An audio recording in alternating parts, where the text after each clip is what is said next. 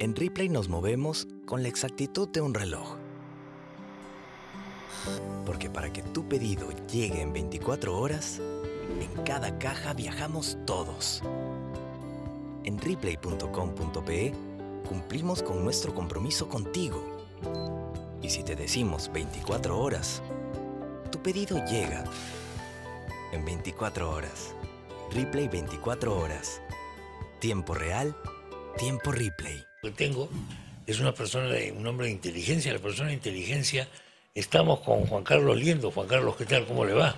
Buenos días. Don Chema, muy buenos días. Bueno, él ha sido jefe del servicio de inteligencia del ejército. Entonces, una persona de inteligencia tiene que tener un tablero, un mapa, con todos los diferentes factores que entran en juego, exacto, ver cómo se combinan, cómo no se combinan, etcétera.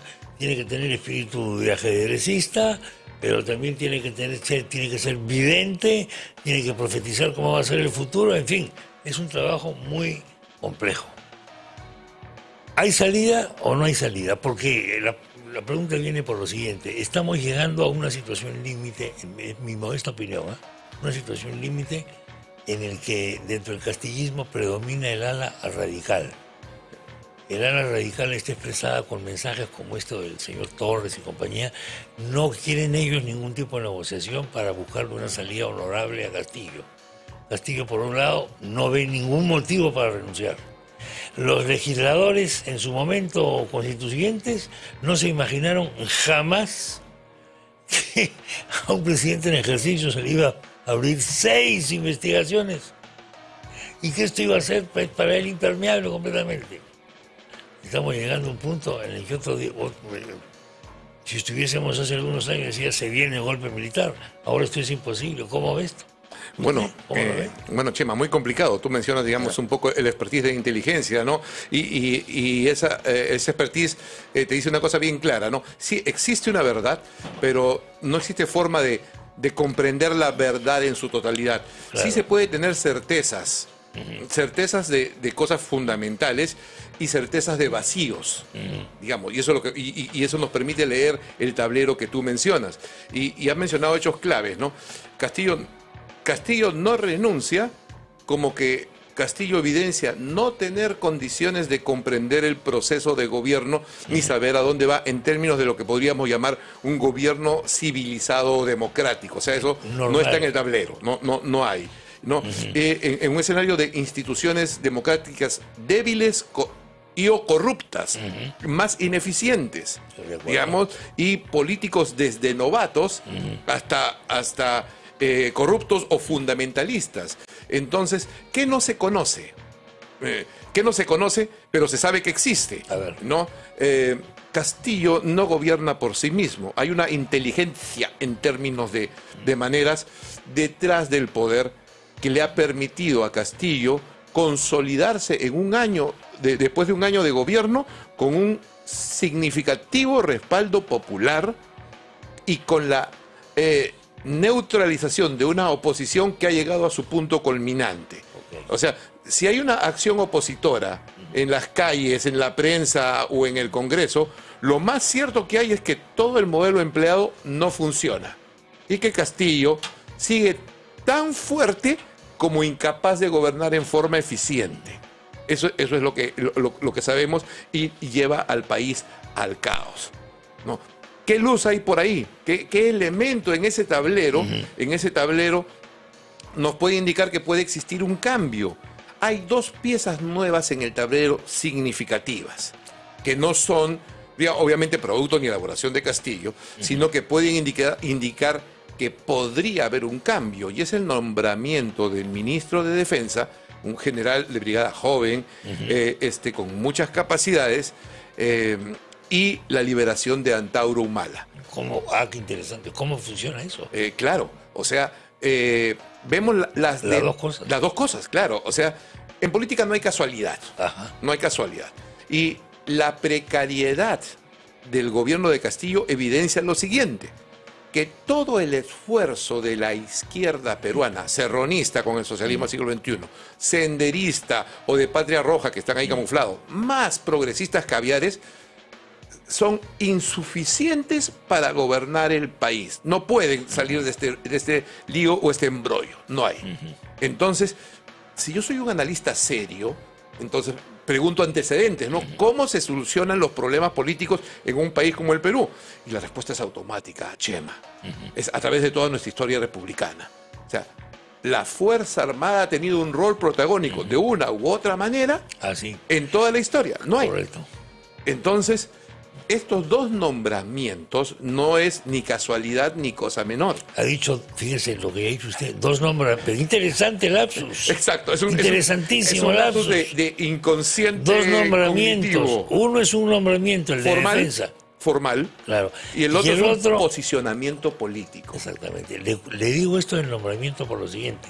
El día que salió Antauro, circuló por las redes sociales un montaje fotográfico de Antauro con fajín de ministro. Sí. La típica foto de estudio, ¿no? Que le sacan a los ministros, congresistas, etcétera. O sea, la bandera atrás, con su plástico, creo, además, y él además. Entonces, pero el lapso es interesante. Por ahí va. O sea, hay una combinación de estos dos. Sí, hay dos hechos. Dos actores posicionados políticamente que no se pueden desdeñar. Y tenemos el siguiente hecho político muy poco mencionado. Antauro sale en libertad un día sábado y el día domingo su rostro y su nombre está en todos los diarios de la República, de Lima y provincias. Domingo. En editoriales del Comercio y a nivel nacional. ¿Qué político tiene esa potencia? Obviamente el lunes fue silenciado, digamos, ¿no? Por la lógica misma del impulso que ello impone, ¿no? Entonces, a pesar de que sobre Antauro hay bastante incertidumbre y es un jugador en el tablero no poco significante, puede llegar a ser determinante en algún momento. ¿Cuánto puede pesar en este momento Antauro con lo famoso? Yo recuerdo mucho hace unos años, antes del andobailazo, debo decir, que yo viajaba mucho más a provincias porque hacía programas de radio, etcétera. Siempre me encontraba con los grupos estos del periódico Llanta. Exacto. Con sus megáfonos, gente muy disciplinada, uniformados, su megáfono y vendiendo su periódico. Muchísimo. Después como que desaparecen. ¿Vamos a volver a ver escenas de estas? Ya no con el periódico Llanta, con el periódico Antauro. Es una previsión lógica. Es lo que se viene, pero para entenderlo, digamos, hay que tratar de estar un poquito fuera, Chema, y ver el fenómeno, ¿no? Ver el fenómeno. En un ambiente político que es crispado, con una crisis que va a ser imparable, pero con un crecimiento del crimen desbocado, con una policía destruida en términos jerárquicos, administrativos, y la inseguridad por todos lados, entonces la respuesta cae de Maduro, ¿no? O sea, se requiere, hablábamos de Bukele un poco en el entretiempo, orden. La gente quiere orden y disciplina. Esa es la palabra orden. La coyuntura, orden. Entonces, el eje principal pasa al orden, porque estamos en una sociedad en caos. ¿Y qué tenemos en el Perú? Después de más de 20 años de ostracismo político, económico, social, al factor militar, de humillación del factor militar, se están configurando las piezas de lo que en un país como el Perú tradicionalmente consigue orden, en un escenario que está en plena construcción y desarrollo, porque no se pueden repetir cosas del pasado. Entonces, tenemos que, a mi entender, vamos a iniciar un proceso, eso es lo único lógico, ¿no?, de ordenamiento en el país donde las Fuerzas Armadas no están fuera del juego. El primer paso lo da el Comando Conjunto con una operación contundente, institucional. Operación que no conocía aparentemente. No conocía el presidente. Entonces hay una reacción. Sí. Hay una reacción. Entonces, eso es interesantísimo. Ajá. Una respuesta institucional de militares en actividad.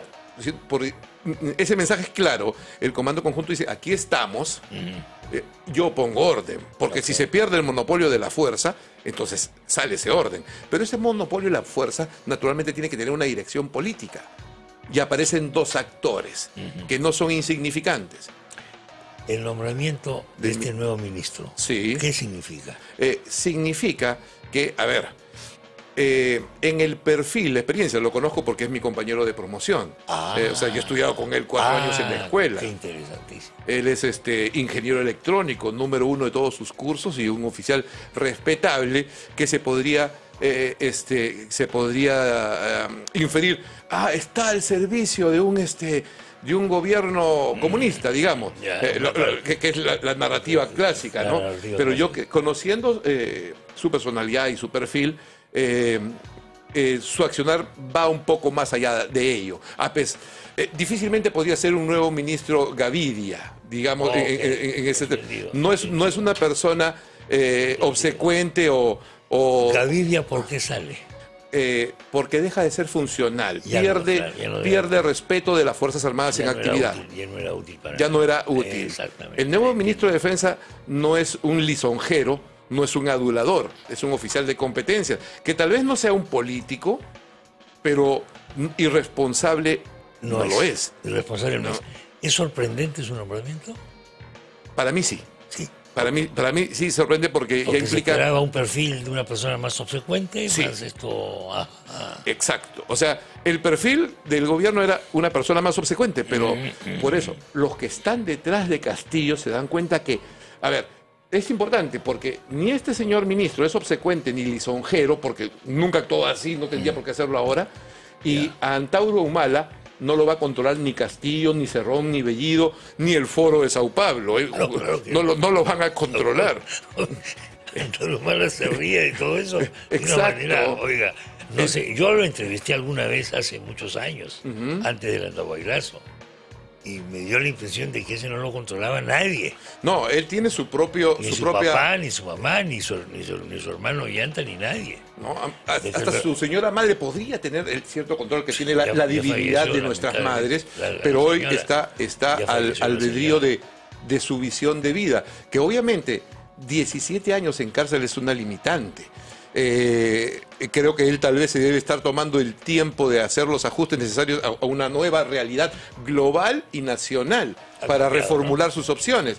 Pero ni el ministro de Defensa ni este señor Antauro son lisonjeros ni obsecuentes, lo cual sorprende a este régimen. Sorprende al régimen. Vamos a seguir con esto, ¿qué te parece? Claro. En conversación con el ex jefe de Servicio de Inteligencia del Ejército, Juan Carlos Liendo, viene frecuentemente a los medios, usted lo conoce muy bien, y estamos hablando sobre un tema que hasta hace poco no estaba en la discusión normal, usual de la política, que se llama factor militar.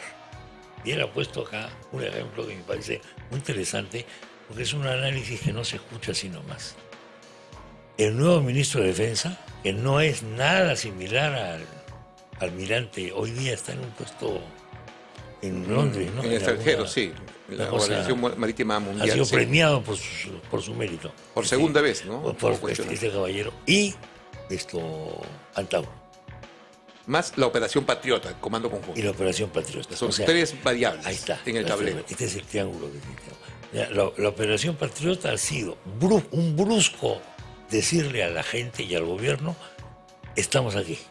Sí, ese es el lenguaje político. O sea, hay acción contundente contra el terrorismo y lo que significa Sendero Luminoso. Entonces, contundente. Claro, y esto ha tenido una cobertura importante, me parece, en los medios, porque se ha distribuido imágenes, que a todos los canales de televisión nos interesa tener las imágenes bélicas. Eso vende. Incluso empleo de procedimientos militares a una escala inusitada en América del Sur. Para lo que se había hecho hasta ese momento. Exacto. Se compara mucho con Colombia, pero aquí es diferente, porque la realidad peruana es diferente. Esta selva es peor. Es más difícil. Es peor y las acciones... Es más difícil. Dos cosas. O sea, el terreno es peor, definitivamente. La diferencia de equipamiento con Colombia es diferente y la decisión, en caso de Colombia, siempre ha estado amarrado dentro del esquema del Plan Colombia, con la asistencia militar americana. Aquí no, ha sido autónoma. Esto es totalmente autónoma. Autónoma y ha sorprendido. O sea, todo local propio, e internacional. Inteligencia. ¿Cuánta inteligencia se requiere? Disculpa un poquito que haga este paréntesis, pero ¿cuánta inteligencia se requiere para hacer ese tipo de operativo como el que acabamos de ver en conociendo el tema, se requiere inteligencia que antes no existía en términos tecnológicos Okay. Digamos, electrónicas, infrarrojas, y no solamente hablamos de equipos, sino de personas entrenadas y con experiencia en obtener esa inteligencia. Se requiere audacia, independencia y mantener el secreto, porque anteriormente una serie de operaciones han sido sopladas. Exacto, han sido saboteadas por celos interinstitucionales y por la infiltración del narcotráfico. O sea, la acción del Comando Conjunto ha significado... Compra de información. Exacto. Claro. Que los jefes militares en actividad han tenido la capacidad de armar en secreto una superoperación más allá del narcotráfico, del control político y de los celos de protagonismos interinstitucionales. Una operación que tiene muchos días de preparación. Sí, meses de preparación. Meses. Pero lo más difícil es definir el día y la hora. Me imagino. Y variante climática, variante tantas cosas. Sí, terreno, condiciones meteorológicas, la ubicación de las fuerzas enemigas y después la inteligencia durante la conducción de operaciones que han durado hasta 6 días. Sí, pues. Digamos, y que han continuado, digamos, en el tiempo en la persecución, que ya no se habla mucho porque es un tema militar, sí, pero la contundencia de ellos ha sido muy grande. Además, las imágenes, se sabe que los medios audiovisuales mandan las imágenes, entonces estas imágenes han sido... Ahora, no ha habido del gobierno ninguna declaración especial ni nada parecido. Ha habido lo suficientemente ligera para marcar su distancia. Para marcar su distancia, una cosa así. Y el presidente la ha ignorado. La ha ignorado, eso es una cosa muy rara también, la verdad. Exacto, entonces vemos el enfrentamiento y el posicionamiento de poderes. Bueno, pero no ha permanecido impasible porque vemos 2 hechos, como digo, el nombramiento de un nuevo ministro de Defensa con un perfil singular y la liberación de Antauro en el tablero. No pueden desconectarse del análisis. El problema es que el dominio del análisis político del liberalismo en términos doctrinarios anula el factor militar, entonces por eso es incompleto. No. Porque un poco lo queremos desconocer. Exacto, se quiere, lo ponemos entre paréntesis, ignorar, claro, ¿no? Que lo militar no debe participar en política. Obviamente, si hablamos en términos razonables, civilizados, pero vivimos en una situación de caos. Son un factor político en todas partes del mundo. Pues, sí, definitivamente. Oiga, son los sí, poderes estofácticos. Exacto. Llaman, ¿no? Chema, para la iglesia, los militares, etcétera. Chema, para la transmisión del poder de Trump a Biden, has tenido casi un mes 15.000 soldados americanos durmiendo en el sótano del Congreso de los Estados Unidos.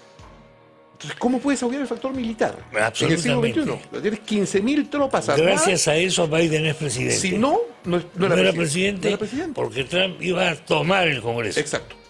Entonces, ahora no estamos hablando de un país del tercer mundo, estamos hablando de Gringolandia. Iban a tomar, iba a ser una revolución tomando el Congreso, un golpe. Si no habían esa cantidad de tropas, y esa cantidad de tropas era la puesta en marcha del mecanismo militar, la última línea a una guerra civil.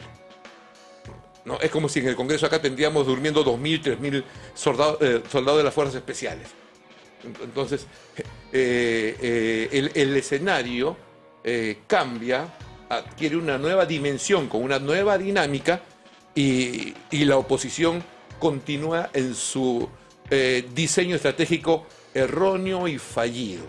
Pero corresponde a otra época. ¿No? A otra época, ¿no? Entonces, empresarios que se alían con caviares, que los dos han perdido políticamente y no tienen representatividad, fuerzas políticas lógicas que no se activan, instituciones partidarias políticas que no funcionan como partidos políticos, enfrentando a un movimiento que tiene el poder y que atrás del presidente, que es una persona con capacidad de sindicalista, está jugando su rol de sindicalista político.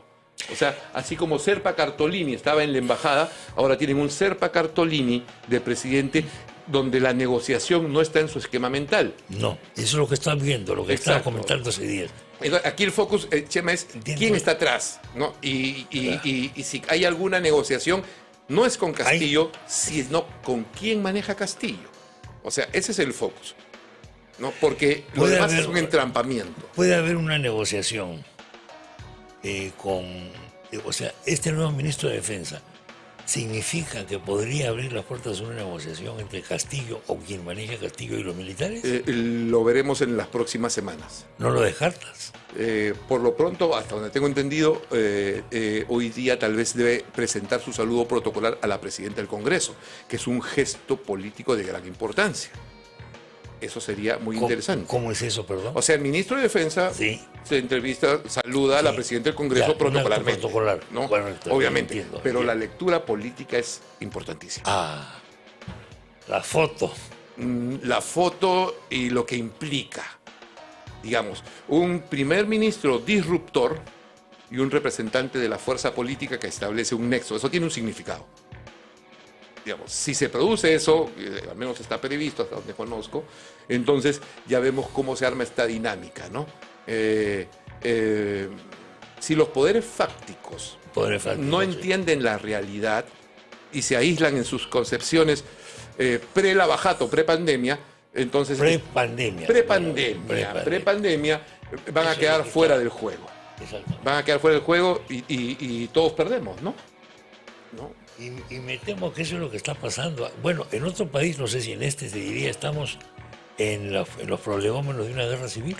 Están todos los ingredientes. Hay los ingredientes. Sí, están todos los ingredientes porque, mira, aparte de los problemas internos tenemos que, por ejemplo, no se le deja a Castillo, totalmente justificado, viajar a Colombia, ¿no? Para el nombramiento de la presidencia. Situación límite extrema. Es un límite extremo. Es un límite extremo. Pero ¿qué ocasiona? Ocasiona que los presidentes de la comunidad andina vienen a Perú. Tenemos al presidente de Ecuador, que está... el presidente de Ecuador, que es de derecha, pero está dominado por un Congreso de izquierda, tiene a Petro y al presidente de Bolivia, y si Lula gana las elecciones, todos los países limítrofes del Perú son izquierda radical. Entonces, si yo pienso como militar, yo soy profesor de la Academia Militar, Estrategia e Inteligencia, entonces yo digo, ¿cuánto afecta que el Perú esté rodeado de presidencias de izquierda radical a la soberanía nacional? O sea, eso tiene una respuesta. Pregunta de examen, Chema, en la escuela de guerra o en la escuela de inteligencia. Esa es pregunta de examen, ¿no? Entonces, obviamente los jefes militares entienden esta dinámica. Un día me pasó a mí una cosa, esto lo puedo contar porque fue un acto público. En la Escuela de Operaciones Psicológicas del Ejército, me invitaron a dictar una charla sobre los medios de comunicación. Entonces dije, bueno, tranquilo, no pasa nada, hablo las 4 generalidades que hablo, y como estos son militares van a decir, qué interesante, salud hermano. Llegué y salió un coronel que era el que dirigía esa actividad y dijo, el señor Salcedo, le proponemos que desarrolle el siguiente tema. ¿Cuál debe ser el rol de la prensa en caso de conflicto armado con el vecino del norte? ¡Ay! Dije yo, me agarraste. La pregunta era, ¿qué debo hacer? ¿Qué debe hacer la prensa? La prensa tiene que apoyar al Estado a una costa de la verdad periodística o seguir diciendo la verdad periodística. Porque una cosa es ver la cosa en teoría, yo sentadito acá, y otra cosa es verla en el momento de un conflicto bélico. Porque esos señores después van a contribuir en la toma de decisiones. Así y te aseguro que faltó tiempo para terminar la clase. Esto fue una cosa, pero espectacular. Esa es la academia militar. Estamos hablando hace muchos años también. Sí, esto, pero ese carácter de academia militar continúa en las jóvenes generaciones. Ahí tengo mi banderín de Escuela de Operaciones Psicológicas. Todo. Sí. Hace unos años me encargaron de una escuela de... 95 puede haber sido eso ya. Hace unos años me encargaron junto a un amigo de una escuela en Suiza y el King College de Londres un análisis sobre la pedagogía, la pedagogía militar y la academia civil en el Perú. Entonces, ahí estudiamos, digamos, metodológicamente, presentamos el artículo, fue publicado, explica un poco lo que mencionas, digamos. En el Perú hay un ostracismo hacia la academia militar. Y desde el sector defensa en los últimos años ha habido una imposición de querer colocar sobre las características de la academia militar la agenda progre de la defensa. Sí, pero eso que ha sido fatal. ¿No? Ha sido fatal, ¿no? Eso no funciona así. La cosa militar tiene sus normas en todas partes del mundo. Sí. Y con presidencia de la ideología que puede tener el gobierno. El otro día me decían, Alguien me decía horrorizada que cómo preparaban los comandos con cosas. Es así, pues son comandos, pues. Claro. Van a pasar situaciones de violencia, van a ser torturados mañana. Chema, ¿te imaginas un CAE en donde retiran la asignatura de realidad nacional? Claro. Bueno, eso está pasando, ¿no? Porque se quiere imponer una realidad progre en la Academia Militar. No, hay que tener, eso es peligrosísimo. Bueno, nos falta tiempo, sí, felizmente, porque eso es interesante, para ver esta cosa que yo creo que estamos introduciendo acá, que es el factor. En Ripley nos movemos con la exactitud de un reloj. Porque para que tu pedido llegue en 24 horas, en cada caja viajamos todos. En Ripley.com.pe cumplimos con nuestro compromiso contigo. Y si te decimos 24 horas, tu pedido llega en 24 horas. Ripley 24 horas. Tiempo real. Tiempo Ripley.